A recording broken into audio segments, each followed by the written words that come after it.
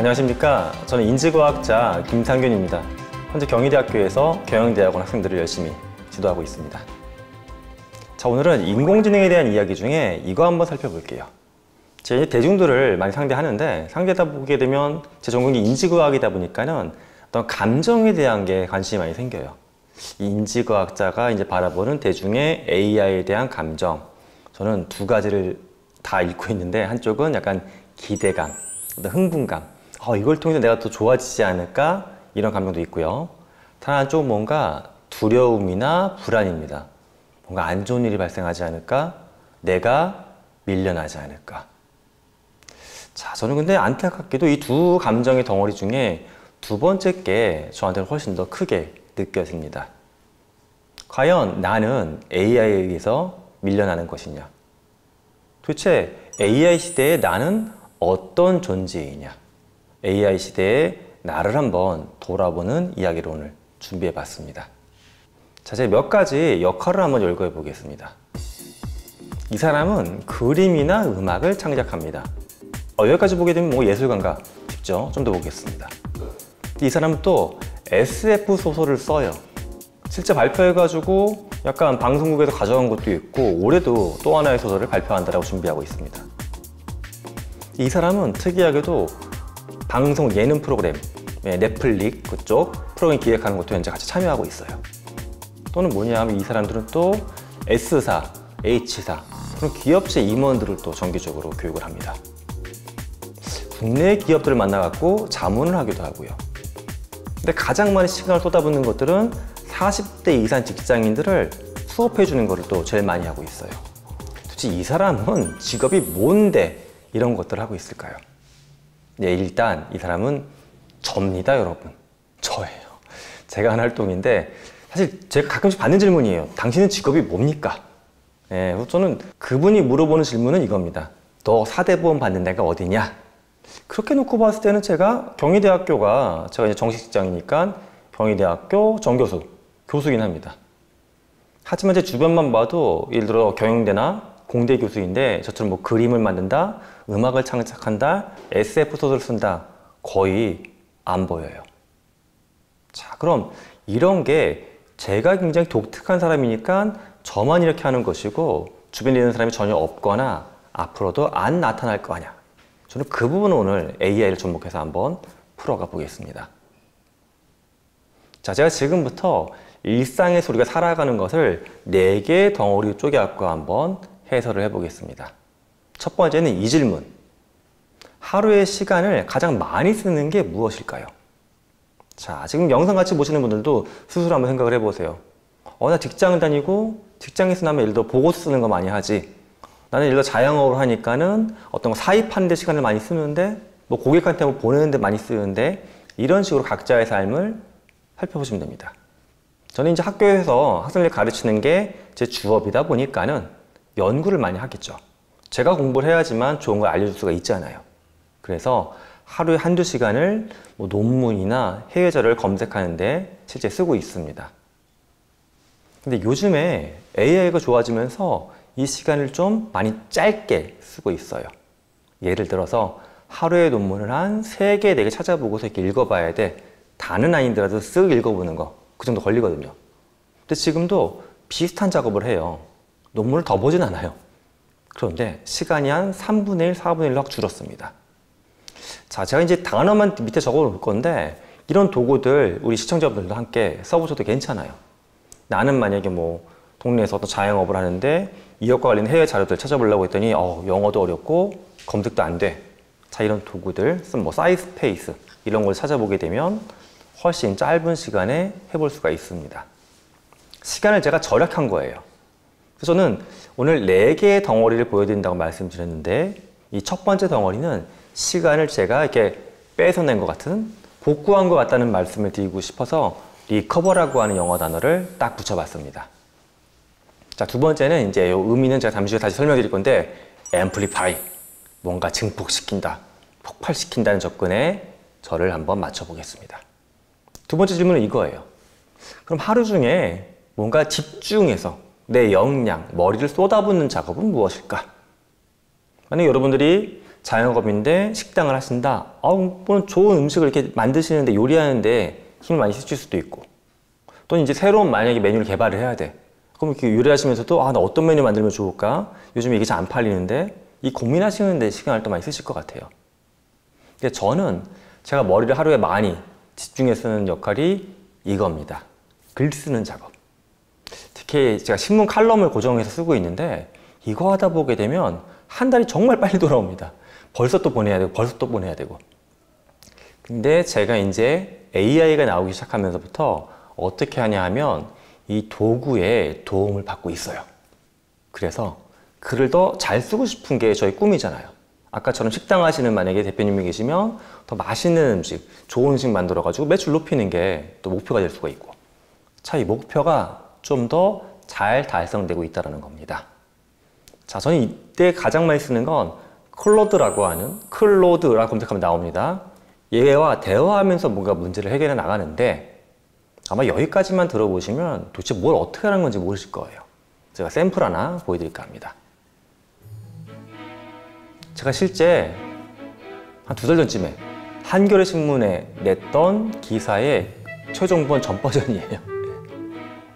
이렇게 보내요. 실제 요즘엔 신문도 좀 쇼츠 시대인지 기사가 좀 짧게 내요.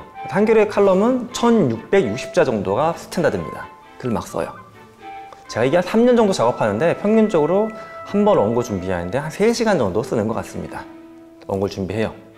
자, 그러면 글 쓰는 사람 입장에서 뭐가 걱정되는 거냐 하면 내가 혼자 쓴 글이고 신문사에 보내서 신문을 나와요. 혹시 내용상에 뭔가 문제가 있지 않을까?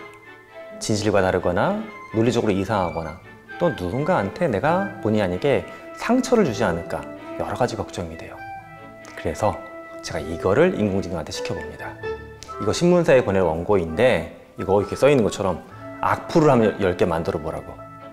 그럼 실제 얘가 악플을 만들어서 저한테 보여줍니다. 같이 보시죠. 이렇게. 다시 봐도 기분이 몹시 안 좋아요. 뭐 이런 거. 대기업들이 이 칼럼을 보면 박장대소 할 거라고.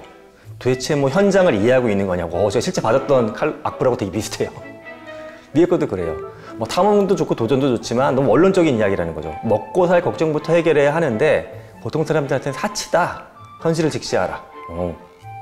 근데 얘도 약간 인격을 부여할 수도 있어요. 예를 들어서 중학교 2학년 학생의 어투로 써줘라. 그러면 이제 우리가 흔히 중학교 2학년 약간 까칠하잖아요. 좀 짧지만 말하는 게. 그런 톤으로 또 나올 수도 있고요. 자, 이렇게 인공지능한테 악플을 받으면 뭐가 좋아지는 거냐? 이 중에 몇 개는 제가 봤을 때도 타당한 것 같아요. 이런 부분 내 글에 좀 문제가 있구나. 그러면 글을 손봅니다. 앞서 제가 3시간 정도 걸려서 쓴 글이죠. 근데 이렇게 AI한테 물어보고 한 번 더 글을 고치면 한 30분은 더 들어가는 것 같아요. 그러면 첫 번째 말씀드렸던 전략하고 좀 다른 거예요. 첫 번째는 2시간 찾던 막 논문 뒤지는 작업을 30분 만에 끝냈습니다. 얘는 3시간이면 써서 싹 보낼 수 있었던 원고인데 3시간 30분. 시간은 늘어난 거예요. 근데 앞에서 시간 줄여들었잖아요. 이 시간을 끌어다 쓰는 거예요. 그러면서 내 글은 조금 더 좋아질 수가 있겠죠. 이렇게 점점 더 조금씩. 그래서 증폭한다. 잘할 수 있다. 앰플리파이라고 제가 단어를 붙여본 겁니다. 그럼 정말 더 복잡한 것도 가능할까? 제가 앞서 역할 설명할 때 제가 SF 소설 씁니다라고 했죠. 자, 제가 이제 올해 가을에 발표하는 작품이 기억 조각을 의뢰합니다. 모르겠어요. 출판사 편집장님이 제목을 한번 바꿔보자는 얘기가 있어서 혹시 제목이 다시 바뀔 수도 있겠지만 현재 제목은 그렇습니다. 인간의 기억을 조각하는 회사.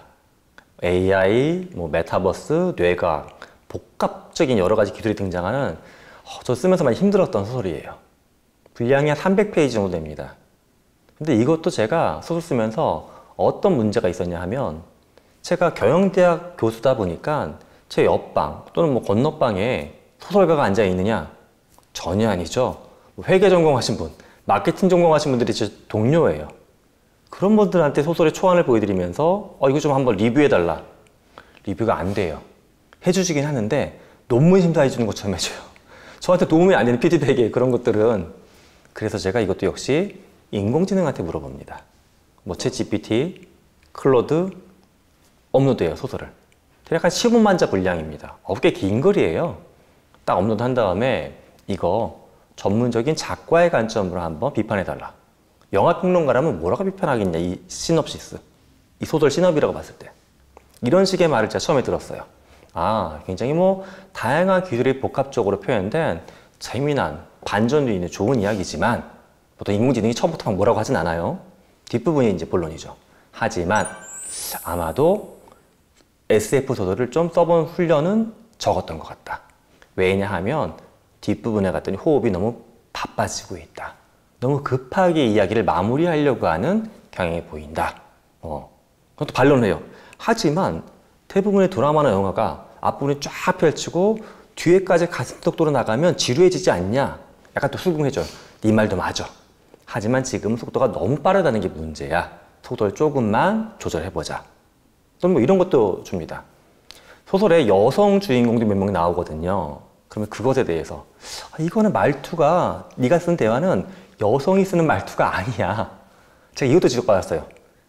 등장인물 주인공들이 한 20대 후반, 30대 초반으로 짐작이 되는 젊은 남녀입니다. 이름을 거론하더라고요. 작가님, 그 이름은 1990년대가 아니라 1970년대 태어난 사람들이 많이 쓰던 이름인데 이건 아니지 않습니까? 움찔했어요, 제가. 그래서 이름도 바꿨어요. 자, 이렇게 AI가 저의 어떤 리뷰어, 숨어있는 비밀스러운 독자가 되다 보니까는 소설을 좀 심화시키는 데 많은 도움이 됐습니다. 문체를 정리하는 데도 일부 도움이 됐어요. 예를 들어 여러 사람이 등장하다 보니까 이 파트는 굉장히 좀 뭔가 날카롭고 건조한 사람에 대한 이야기야. 만약 이 파트를 네가 해밍웨이가 썼다라고 하면 뭐라고 쓰겠니? 문장 바꿔주는데 아주 신박하게 잘 바꿔줍니다. 자, 그런 걸 참고해서 이렇게 군더더기가 좀 많이 있었구나. 고쳐볼 수가 있겠죠.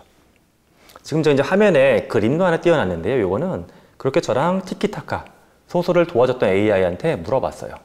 야, 너 내 소설 다 읽어보고서 여러 가지 생각 많이 했으니까 이거 표지 만드는 것도 한번 같이 해보자. 표지를 네가 만약에 만든다고 하면 어떻게 만들 수 있을까? 사실 이건 두 가지 도구를 한꺼번에 쓴 거겠네요. 소설을 이해했던 그 클로드한테 미드저니라고 하는 그림 도구가 있는데 네가 미드저니한테 그림 그리는 거 한번 시켜봐봐. 전 가만히 본 것만 있어요. 보고만 있었던 거예요, 이렇게. 이 그림이 이렇게 4개가 나왔습니다. 저는 개인적으로 세 번째 그림이 굉장히 마음에 쏙 들었어요. 제가 생각했던 이 소설의 세계관을 뭔가 잘 보여주고 있더라고요. 제가 머릿속에서 그렸던 주인공, 남자 주인공인데 약간 이런 느낌이었어요. 색깔 톤도 뭔가 이게 SF인데 약간 우울한 면도 있어, 그러니까 푸르스름한 톤. 그래서 저는 이 눈빛이 마음에 들었어요. 뭔가 멍하진 않지만 어딘가를 응시하고 있는데 깊지만 공허해 보이는 눈빛. 그러면서 인간의 기억을 조각하는 거니까 뭔가 얼굴 한쪽이 일그러지고 바뀌는 것 같은 모습. 전 심리적으로 굉장히 좀 좋은 느낌을 받았습니다. 자, 이렇게 저는 이제 그림을 못 그린다고 제가 분명히 말씀드렸잖아요. 제가 만약에 직접 소설을 내가 이걸 그림으로 표현해 본다, 이런 것들을 못 만들어 봤을 겁니다. 이 그림을 보면서도 한 번 더 생각을 해요. AI는 왜 내 작품을 이런 그림으로 해석을 했을까? 그걸 통해서 또 어떤 소설의 앞부분이나 중간중간에 나오는 단어를 몇 개 고쳐보기도 했어요. 톤을 이렇게 바꿔보면 얼마나 좋을까 하고. 여기까지가 이제 제가 설명드렸던 앰플리파이. 이런 작업하면 시간은 당연히 더 들어가겠죠. 하지만 저는 기존에 제가 갖고 있었던 역량, 어떤 성취의 한계를 넘어서는 것 같은 기분이 듭니다. 다음은 이제 세 번째입니다. try. 이건 단어가 그래도 가장 좀 쉽죠. 도전해 본다, 시도해 본다. 이건 이제 어떤 질문으로 바라보시면 될까? 이겁니다. 내가 시간을 좀 충분히 써갖고 뭔가 노력은 해보는데 그래도 이건 잘 안 돼요 하는 게 있어요. 예를 들어 제 동서 같은 경우에는 요리 같은 걸 만들려고 하는데 형처럼 난 요리를 못 하겠던데? 저는 요리를 약간 하는 편이에요. 또 내 동생은 또 그렇더라고요. 이게 사람마다 뭔가 타고난 게 조금씩은 있는 것 같아요. 근데 저는 그럼 모든 걸 다 잘하냐? 절대 안 그렇죠. 제가 노력을 해봤는데 시간 써봤는 게 잘 안 되는 게 있어요. 그게 이제 저는 그림하고 음악이 좀 그런 영역입니다. 저는 수업을 좀 다양하고 재밌게 만들어 보고 싶어가지고 수업에서 학생들한테 이야기도 만들어서 막 들려주거든요. 그럼 영상을 찍을 수는 없으니까 뭔가 사파 같은 거 보여주고 싶어요. 한번 제가 이렇게 막 그려가지고 서파를 띄웠어요. 역효과가 나더라고요. 그림이 너무 저질스럽게 질이 안 좋은 그림이 학생들이 막 이 이야기에 몰입을 못 하는 거예요. 교수님 그림이 너무 초등학생 그림 같아요. 막 이러는 거예요. 안 되겠구나. 음악. 특히 학기 초 같은 경우에 학생들이 약간 서먹하니까 수업에서 뭔가 에너지가 넘치는 무슨 방송의 로고송 같은 거 막 들려주고 싶은데 제가 소프트웨어 사봤어요. 그래가지고 실제 그 애플에 제가 애플 기기를 주로 쓰다 보니까는 아이폰에는 게러지밴드라는 앱이 있고요. 그 맥이라고 하는 컴퓨터에는 로직 프로 이런 작곡 프로그램이 있어요. 제가 살 때는 한 60만 원 했던 것 같아요. 샀어요, 제 사비로. 와, 근데 그거 사고서 한 2시간 만에 깨달았어요. 프로그램의 문제가 아니라 음악성의 문제구나라는 거를. 작곡이 안 됩니다. 예. 근데 요즘에는 AI로 이런 문제들도 해결해 볼 수가 있어요. 제가 앞서 그림 그리는 거 보여드렸죠. 책 표지. 그게 바로 미드전이라는 걸 만든 거예요. 여기서 또 이렇게 생각하실 수가 있어요. 그래도 당신은 뭔가 학자고 연구하는 사람이니까 쓸 수 있지 않습니까? 아주 편하다고 제가 말씀을 못 드리겠어요. 근데 일단 비용은 한 달에 3만 원 정도 내면 쓸 수가 있고요. 말로 하는 거예요, 말로. 그러니까 나는 이러이런 그리고 싶어요라고 말로 입력한 그림이 뚝딱 나옵니다. 물론 여러분이 써봤던 컴퓨터 프로그램 중에 이게 어떤 음식을 주문하는데 워드 프로세서 비슷하다고 봐요. 다만 음식 주문하는 앱이나 워드 프로세서 처음에 쓸 때 그냥 갑자기 쓸 수 있었던 건 아니겠죠. 유튜브를 보고 따라 해보거나 또 옆에 좀 잘하는 사람한테 물어보거나 해서 했던 거잖아요. 얘도 그 정도 노력만 있으면 접근해 볼 수가 있습니다. 그리고 이제 제가 요즘 음악 만들 때 많이 쓰는 프로그램은 유디오라고 하는 건데, 자, 그럼 제가 만든 그림을 보셨으니까 이제는 제가 만든 음악도 같이 한번 들어보시죠. 먼저 들려드릴 음악은 제가 초반에 만들었던 노래예요. 제가 수업에서 우리 수업의 스타트 로고송입니다라고 들려드렸던 노래 같이 한번 들어보시죠. 사랑 꿈을 꿀 수 있는 곳으로 누구나 함께 모여라. 김상균 교수님 수업이 시작된다. 무한한 가능성을 보여줄게. NBA 그 열쇠를 잡아봐. 재미와 의미로 너의 삶을 변화시켜. 새로운 기회가 열린다. 김상균 교수님과 함께라면 NBA 열쇠는 누구에게나 있어. 자, 여기까지 노래를 여러분들이 들어보셨다면 어떤 표정을 짓고 있을까? 저는 알고 있어요. 왜냐? 우리 학생들을 봤거든요, 제가. 저희 학생들한테 제 수업 시간에 그 노래 들려줬더니 이렇게 표정이 이럽니다. 이게 전문적인 용어로 썩소라고 부르죠. 억지 웃음. 예. 지도 교수가 만든 거니까 듣고는 있는데 뭔가 교수님 노래 이상하다라는 반응을 보입니다. 좀 더 솔직한 집단이 초등학생들인데, 자, 초등학생한테도 이제 AI 관련 진로 강의하다가 그때 학생들이 보통 의심을 해요. 교수님 AI 시대 쓰는 것도 아니면서 이렇게 틀어줬었어요. 제가 만들었다. 하여튼 킥킥거리고 막 웃어요. 박장대소합니다. 또 왜 그렇게 재밌어 하니 했더니 교수님 저 이거 들은 것 같아요. 그래요. 내가 너한테 처음 들려주는 노래인데? 아니 그게 아니라 지난번에 선거할 때 보니까 트럭에서 틀었던 노래랑 굉장히 비슷하대요. 이게. 인정했어요. 듣고 보니까 그런 약간 선거에서 나오는 로고송 같죠. 그게 뭐냐 하면 아주 퀄리티가 바닥까지는 아니지만 그렇다고 좋은 노래, 또 듣고 싶은 노래는 솔직히 아니라는 그냥 애매한 수준의 노래예요. 그런데 이게 지금 트라이, 시도, 도전이잖아요. 저의 초반부 도전은 이 정도였어요.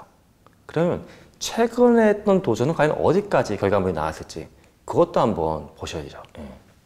새로운 여정 시작해 불켜 경험들을 펼쳐 NBA 도전의 길 위 우린 빛나고 형신의 법칙 교수님과 함께해 지식의 바다 여기서 항해 아무도 몰랐던 꿈을 채워.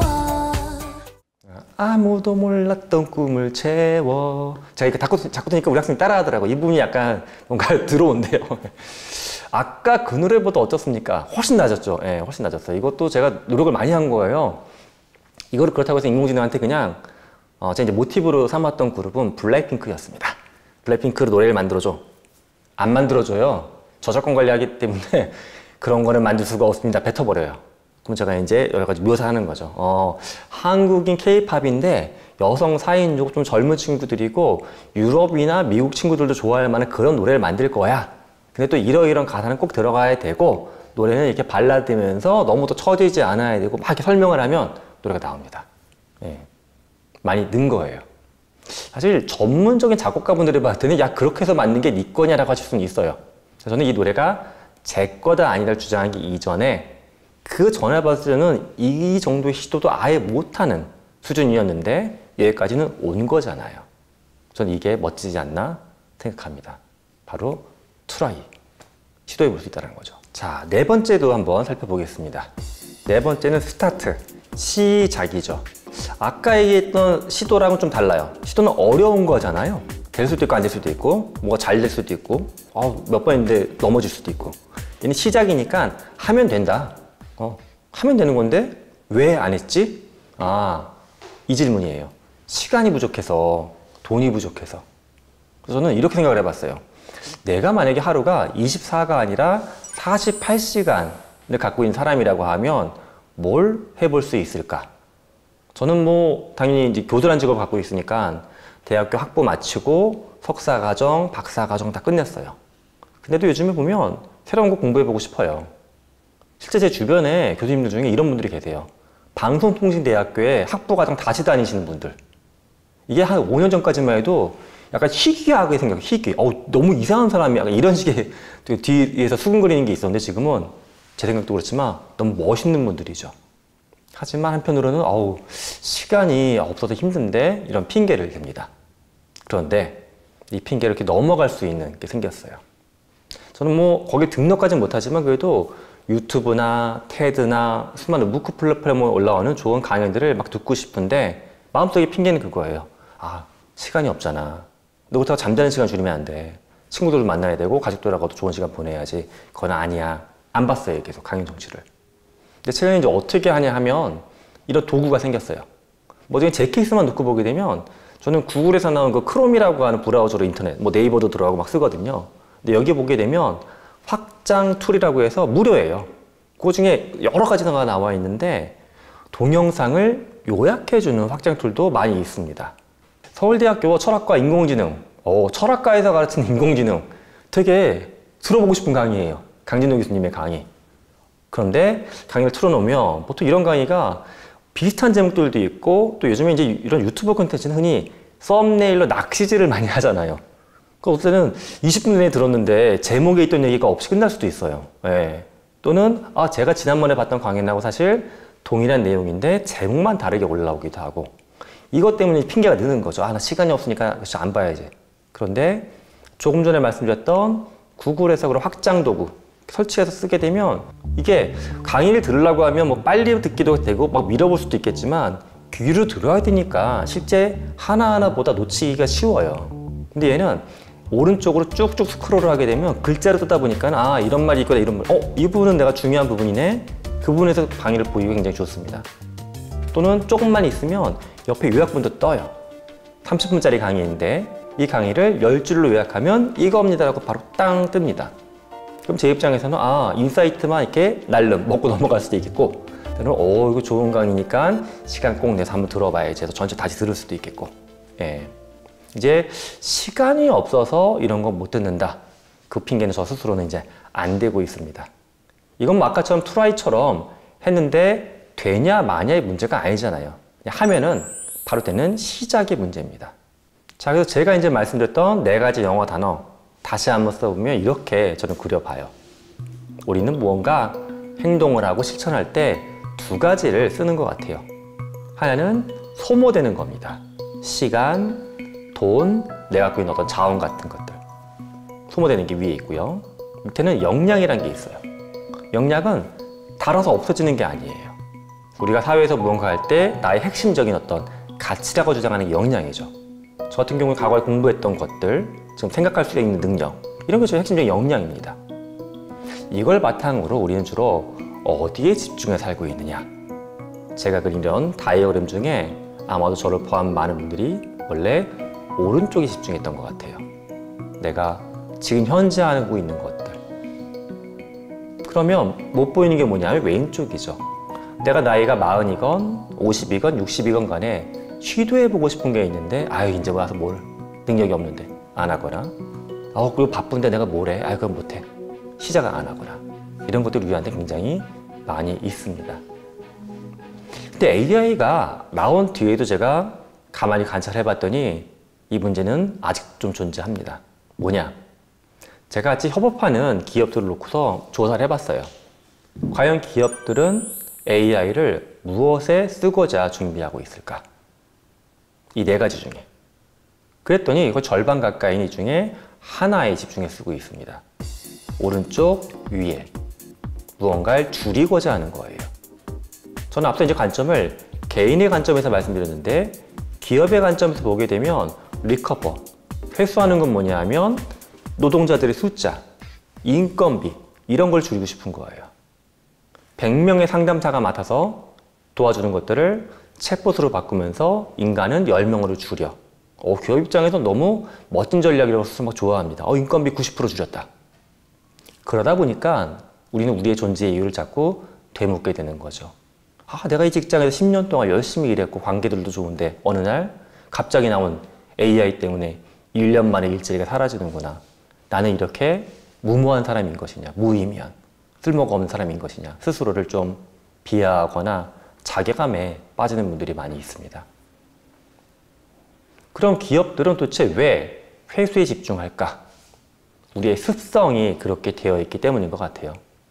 이거 사실 개인도 그렇고 조직도 그렇고 마찬가지입니다. 우린 산업화 과정을 거치면서 기업에 근무하는 분들은 많이 쓰는 단어가 이거죠. 원가. 원가 절감해야 돼. 원가 경쟁력을 높여야 돼. 여기 집중합니다. 또 자라오면서 여러분들은 어떻게 시간을 보냈나요? 너 그렇게 하면 되겠니? 잠 덜 자라고 그러고 용돈 덜 쓰라고 그러고 생활비 줄여야 되고 우리는 무언가를 다 줄이는 거에 집중을 해왔어요. 이게 나쁜 건 아니라고 봐요, 저는. 하지만 이렇게 개인이 자라왔고 조직이 굴러가다 보니까는 새로운 도구라는 AI가 등장했는데도 우리는 이걸 바탕으로 나의 삶을 어떻게 더 압축시킬 수 있을까? 우리 조직을 쥐어짤 수 있을까? 이거에만 집중해서 바라보고 있습니다. 저는 안타까워요. 왜냐? 다시 한번 말씀드리지만 나쁜 거는 아니에요. 문제는 뭐냐? 여기에 집중하는 비율이 너무 높은 게 아쉽다는 겁니다. 그럼 미래에 우리는 무엇을 바라봐야 될까? R만 바라보지 말고 영어 약자 S, T, A까지 같이 바라보시면 좋겠어요. 자, 이제 단어가 완성이 됩니다. 제가 처음부터 짜놨던 큰 그림입니다, 이게. S, T, A, R까지 다 하게 되면 뭡니까, 여러분? 스타, 별입니다. 저는 AI를 바라보는 우리의 관점이 초반에 말씀드렸죠. 두렵다, 불안하다. 이걸 버려버렸으면 좋겠어요. AI라는 도구는 인간을 별처럼 반짝반짝하게 만들 수 있는 새로운 기계, 기술일 뿐입니다. 인간이란 존재를 다양한 종교에서 다양한 관점으로 바라보고 있지만 저는 공통점이 있다고 봐요. 우리는 각자 서로 다르지만 그 모든 다름은 다 인간답고 가치 있는 것이다. AI가 우리를 대체하고 우리는 점점 더 작은 쪽으로 밀려하는 웅축되는 존재가 아니라 각자 갖고 있는 가치를 마치 별이 빅뱅에서 폭발하듯이 산출시킬 수 있는 쪽으로 발전시켜야 되지 않을까 하는 게 저의 믿음입니다. 그래서 지금 이 단어만 기억하시면 좋을 것 같아요. 스타라는 단어를 여러분 머릿속에 딱 넣어놨다가 개인의 삶에서 또 조직에서 AI를 뭔가 쓸 일이 있거나 계획을 짤 때 나는 지금 어떤 목적을 바탕으로 AI를 쓸까? 혹시라도 제가 언급한 것 중에 R에만 집중하신다고 하게 되면 한 번 더 말씀드리지만 나머지 S, T, A를 바탕으로도 내 삶, 나를 바라보시면 좋겠고요. 그걸 바탕으로 또 우리 조직의 미래를 그려보시면 좋겠다는 것입니다. 자, 근데 여기까지 듣고 나도 아마 AI를 많이 안 써보신 분들은 개념적으로는 그런데 당장 내 개인적인 업이나 살아가는 거에서 어떻게 접목해야 될지는 좀 그림이 안 그려진다 이럴 수도 있어요. 정말 가볍고 약간 재미난 예를 제가 한 가지 갖고 와봤습니다. 제 지인 중에 미용실을 하시는 원장님이 계세요.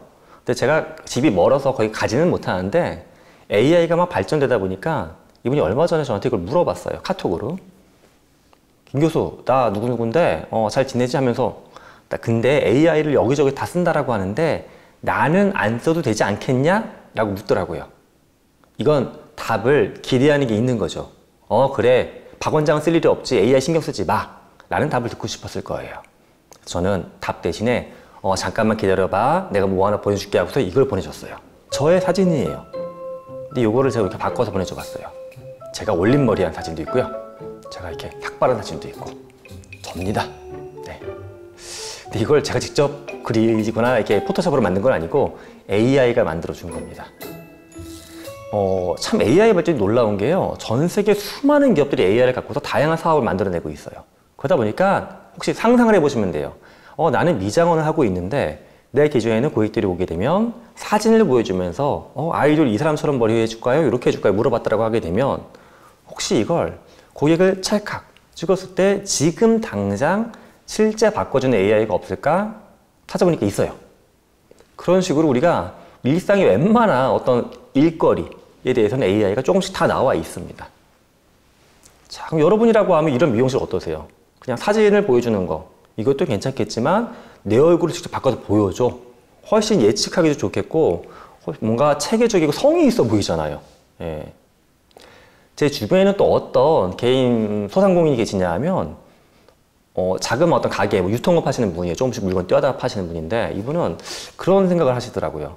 나는 직원 둘 놓고서 이게 비즈니스 하는데 뭔가 큰 기업처럼 보이면 좋겠대요. 나는 정말 체계적으로 일을 오랫동안 해왔는데 사람들은 자꾸 종업원이 몇 명이고 기업 규모가 어디고 사무실이 뭐 4, 5개 있는지 이런 걸 자꾸 물어본다는 거예요. 그분이 얼마 전부터 뭘 하나 봤더니 제가 만들었던 것처럼 노래를 작곡하셨어요. 회사 로고송. 그래가지고 제 휴대폰으로 전화를 걸었더니 그 회사의 로고송이 흘러나와요. 무슨 삼성전자나 현대자동차도 아닌데 전화를 걸었더니 회사 로고송이 나와. 뭔가 신뢰감이 있죠. 상대방을 속이려는 말씀이 아니라 나는 이렇게 세밀한 것까지 섬세하게 AI로 준비할 수 있는 기업가입니다. 우린 그런 회사입니다. 설득이 되는 거예요. 또 소상공인 얘기 조금 더 보겠습니다. 부동산 중개업을 하시는 분들도 주변에 정말 많죠. 웬만한 도시에 보게 되면 다 부동산 중개소는 군데군데 있잖아요. 근데 요즘에 보면 이런 걸 대기업들이 일부 들어와서 뭐 플랫폼화 시켜갖고 어렵다는 말씀도 많이 들립니다. 자, 그런데 부동산에 흔히 이런 정보가 네이버 같은 데 올라오죠. 일반적인 거예요. 그러면 이렇게 올라오는 정보가 있고요. 이렇게 글로 좀 문장으로 올라오는 정보가 함께 있다. 왼쪽만 있는 경우랑 오른쪽에 글까지 함께 있는 경우 매물이 어떤 게 더 여러분들은 매력적으로 보일까요? 예, 제가 실험도 해봤어요. 자동차, 중고차 가지고서. 그랬더니 고객들은 압도적으로 오른쪽 걸 좋아합니다. 그러니까 항목화된 것도 좋아요. 몇 평, 위치 어디. 설명하는 그 인간의 말로. 왠지 이게 더 꼼꼼하게 보여주는 것 같고 좋거든요. 그럼 이거를 쓰면 되지 않냐? 제가 실제 중개하시는 분들한테 이렇게 말씀드렸어요. 대표님 이거 왜 이렇게 안 하시냐고, 효과가 좋은데. 놀랍게 두 가지 이유를 대십니다. 첫 번째는 요즘에 이제 부동산 중개하시는 분들도 많이 어렵다 보니까는 직원들이 별로 없으세요. 혼자 아니면 2명이에요. 이렇게 하시면서 매물은 뭐 수십 개, 100개 넘게 관리하고 있어요. 뭐냐? 아우, 교수님 이거 하면 좋은 건 내가 몰라서 못하는 건 아닌데 시간이 없어서 못한다고. 타당한 이유예요. 또 어떤 분들은 이렇게 말씀들 하세요. 이렇게 쓰면 좋은 건 알죠. 나는 근데 중개업 시작하신 지 얼마 안 됐는데 매물도 10개밖에 없어요.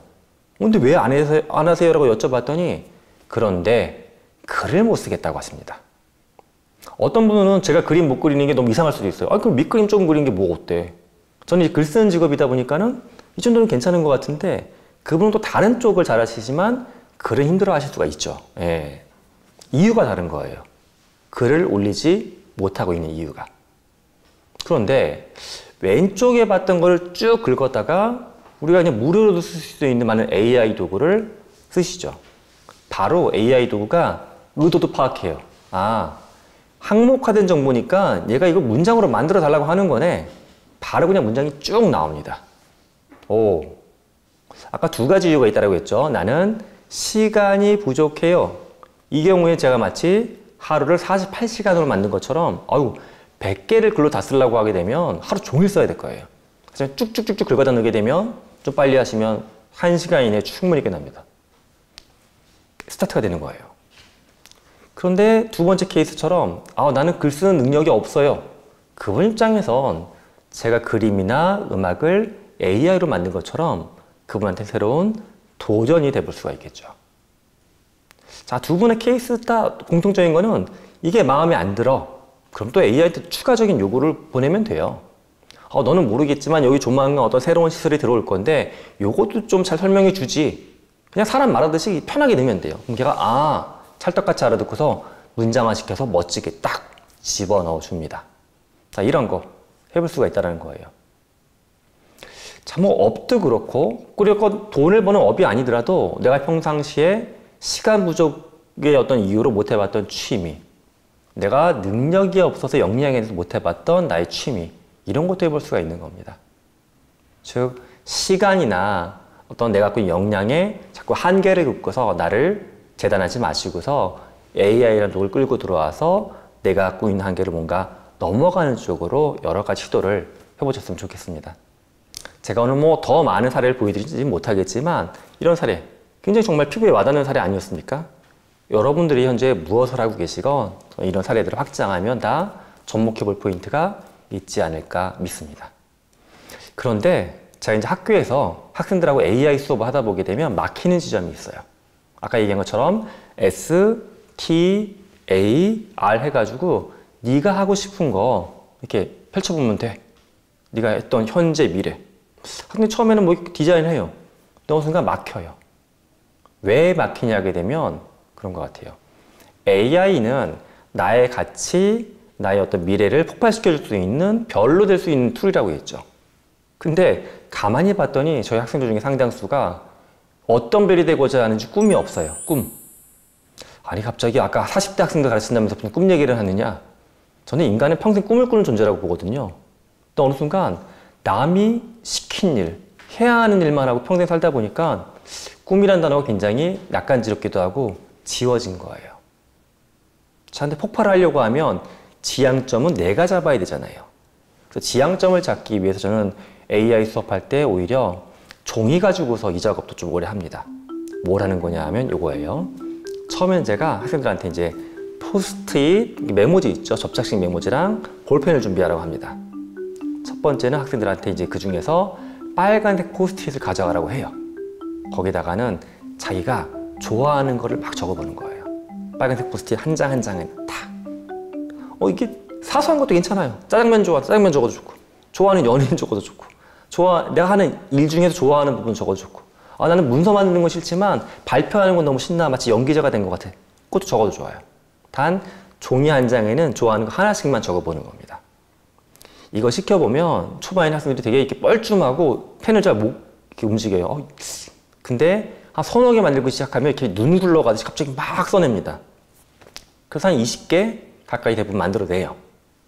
그 다음에 이제 두 번째 포스트잇을 꺼내도록 합니다. 두 번째 포스트잇은 제가 주로 많이 쓰는 색깔은 파란색이에요. 여기는 엑스퍼타이즈. 내가 잘하는 걸 써보라고 합니다. 이것도 처음에 되게 버뭇거려요. 직장에서 잘하는 게 내가 뭐가 있지? 워드 프로세서 써야 되나? 엑셀 써야 되나? 그거 잘하는 건 맞는데 그거 말고도 사소한 것도 괜찮다는 겁니다. 돈이 안 되는 것도 괜찮고, 어렸을 때 잘했던 것도 괜찮고, 지금은 아니지만 지금 뭐 준비하고 있어서 내년이면 잘할 것 같은 걸 땡겨다 써도 괜찮아요. 이렇게도 틀을 확장시키면 사람은 잘하는 게 의외로 많이 있습니다. 예. 제가 저희 조카한테 그것도 시켜봤는데 그 친구한테 그거 쓰라고 했어요. 너 머리 안 감고 오래 버티잖아. 일주일 동안도 머리 안 감잖아. 써보라고 했더니 나중에 쓰더라고요. 뭐 그런 거. 다양한 게 다 잘하는 게 있어요, 우리는. 예. 마지막 포스의 색깔은 노란색입니다.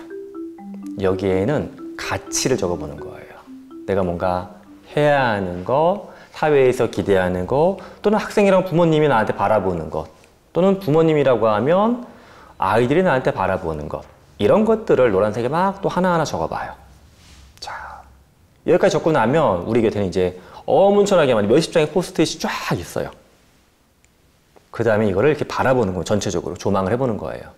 그러면서 이거를 제가 이제 그룹을 나눠보라고, 집단, 묶어보라는 거예요.